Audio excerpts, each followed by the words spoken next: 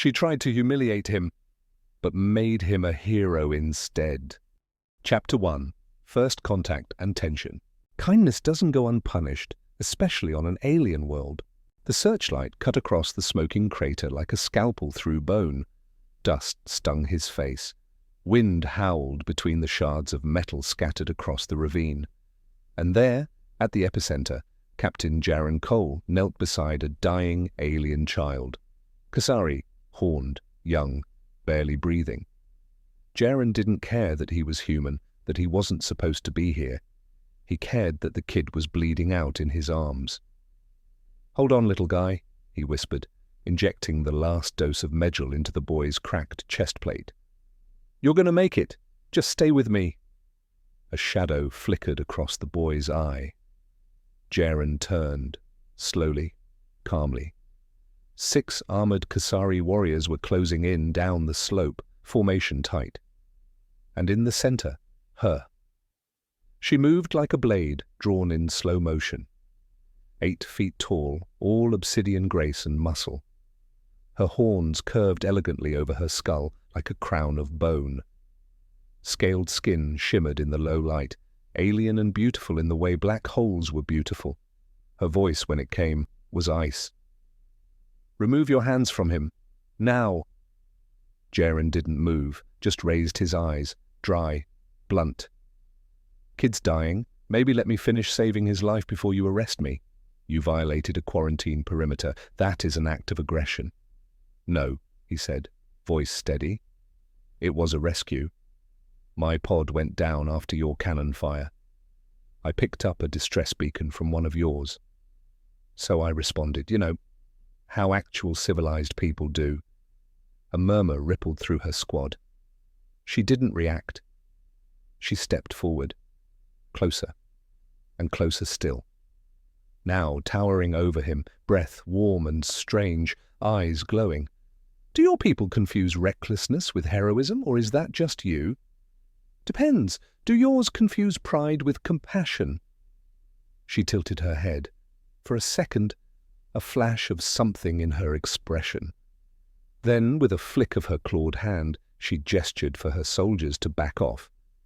"My name is Tarian Vas, Arbiter of External Contact, and if you think this act of performative mercy will spare you trial—" She leaned close, voice like a warning from a sleeping beast. "You've clearly misunderstood your place in our hierarchy." They dragged him away in cuffs. No thanks, no debrief, no translation. A hero one moment, a prisoner the next. In Kasari eyes, he wasn't a rescuer. He was a primitive, an intruder, a threat. They stripped his gear, isolated him, questioned him behind glass. "Did you intend to destabilize our border? Were you sent to infiltrate Imperial space? Do all humans risk their lives for aliens? Or are you just a freak?" Through the interrogation chamber's glass, she watched. Unmoving, imposing, silent. Jaren stared back at her. Even bruised, bloodied, and half-naked, his smirk was intact. Later, alone in a transfer corridor, she confronted him. "You look like you think you've won something." "Nah, I just can't believe you're still watching me like I'm a puzzle you don't want to solve." She paused, then walked past him. "You're not a puzzle. You're a warning." "You keep saying that." He tilted his head. "But if I'm so beneath you, why do you look at me like you're waiting for me to prove you wrong?" She said nothing, but didn't deny it. The next day, he wasn't executed. They gave him a mission. A deep space relay station on the border had gone dark. No contact, no scouts, no retrieval teams dared enter. But now, they had a human, a disposable outsider, a test subject, a trap trigger, and they sent her to oversee him. "You really think I'll walk into that death trap just because you don't value my life?"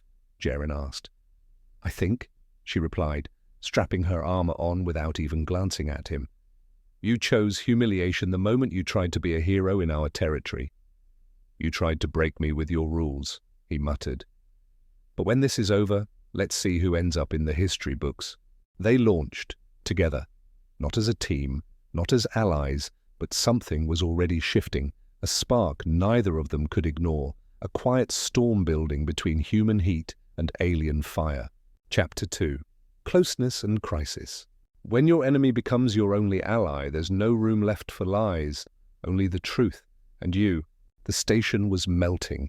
Heat had broken the internal seals. Walls hissed, air shimmered. Jaren wiped sweat from his brow as they stepped through a bulkhead melted into slag.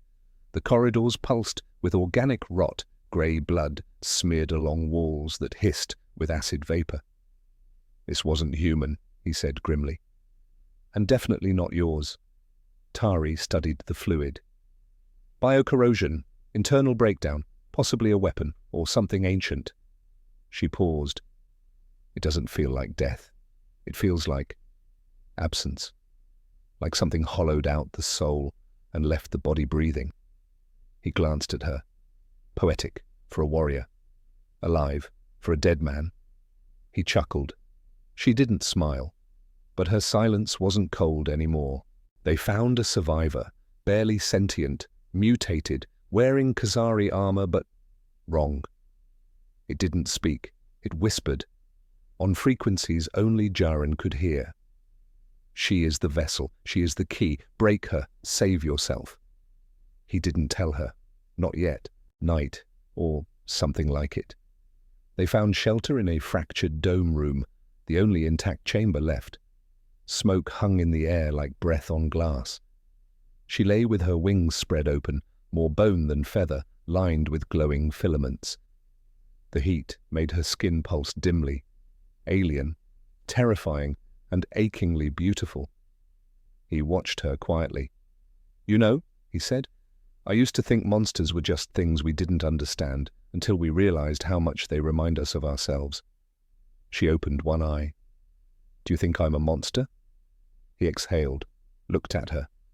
"I think you're too beautiful for that word." Silence. Long, aching silence. Then she stood, walked over, close enough to touch. Her claws brushed his hand, cool, textured like polished stone. "We don't have words for things like this," she whispered. "No concept of closeness, desire, choice. The we are built for duty, roles, war." Her eyes shimmered faintly.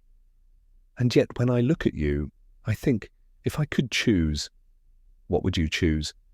She didn't speak, just stared. "Not to be afraid." He nodded, and in that moment, no kiss, but something greater, an ache that filled the silence with everything unspoken. The morning brought hell. Jaren woke with blood in his ear, sirens howling, light strobing red, and Tari gone. Only a scorched mark on the wall and on the floor, her arbiter's crest shattered. He ran and found her, kneeling, bound, a collar on her neck. Around her, figures, not human, not Khazari, the shadows, twisted matter, vapor that pulsed wrong. They didn't exist, they happened. One spoke, a voice not of sound but feeling. "You are both keys, she is the gate, you are the lock. We will not kill you, we will let them all watch." A broadcast ignited, across every Khazari screen. A human, a chained noble, shame. The Empire's most feared arbiter, on her knees beside a primate. And in that moment, Jaren knelt beside her, took her hand. "We're not done, Tari. You're not broken. I'm not dead. And this circus, it doesn't get the final word." She trembled, eyes glinting. "You're insane." "Maybe. But I'm not giving up. Even if you tried to make me your fool, I'm no fool. I'm a soldier, and you're not a monster. You're my cursed, impossible. Maybe." And then they struck, together. He at the comms relay. She at the station's fusion core. Everything exploded, but the enemy wasn't finished.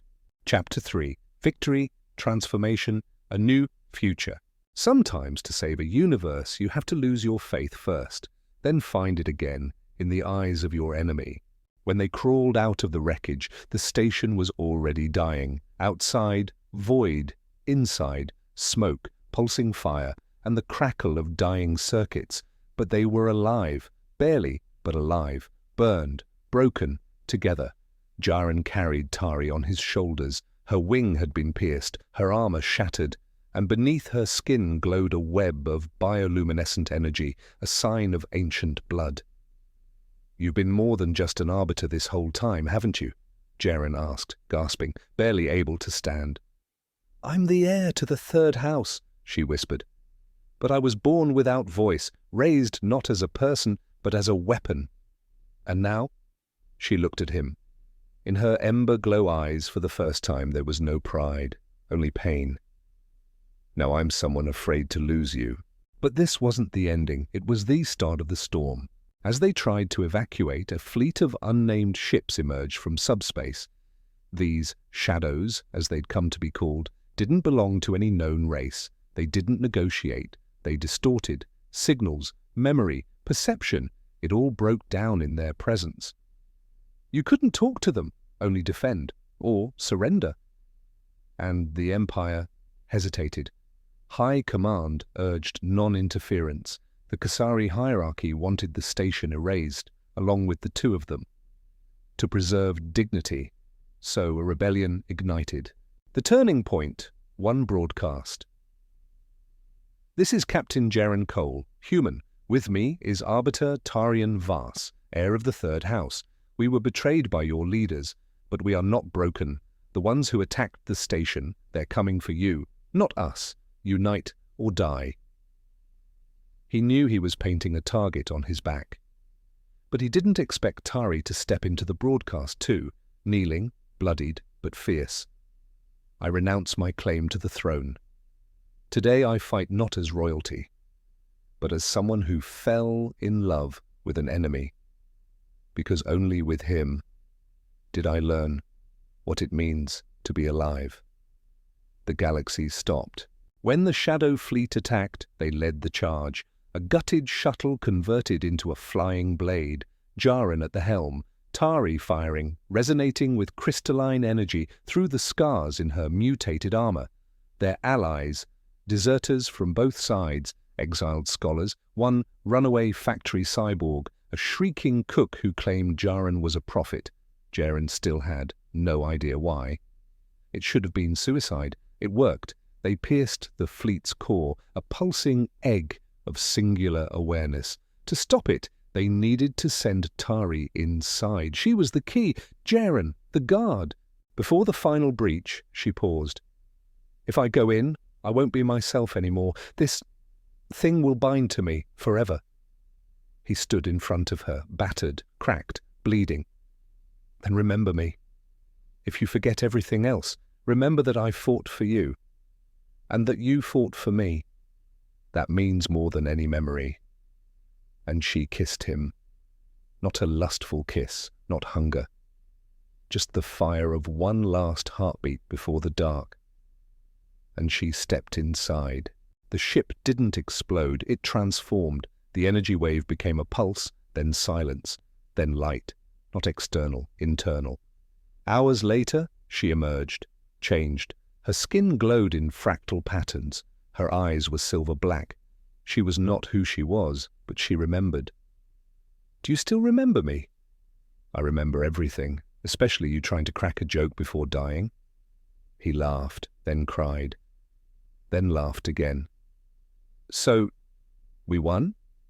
"Number," she smiled. "We've only just started. Their bond was impossible, which is why it became legend." Tari relinquished her birthright and founded the first interracial conclave where every species had a voice. Even humans. Jaren became the first outsider ever awarded the title of Heart Union of the Empire, a title that had never existed before him. The headlines read, "She tried to humiliate him, but made him a hero instead." But the truth? That was only the surface. They stood on the observation deck of the new ship. Not a warship, an exploration vessel. He held her hand. She held his heart. "Think we'll make it?" "We're the only ones who can." He looked at her horns, her glowing veins, the very alien beauty that once scared him. "Damn, I fell in love with a space dragon." She raised an eyebrow. "And I fell in love with a wingless ape." And they both laughed. In the end, she gave him a chance, and he gave her freedom, and that changed their worlds forever.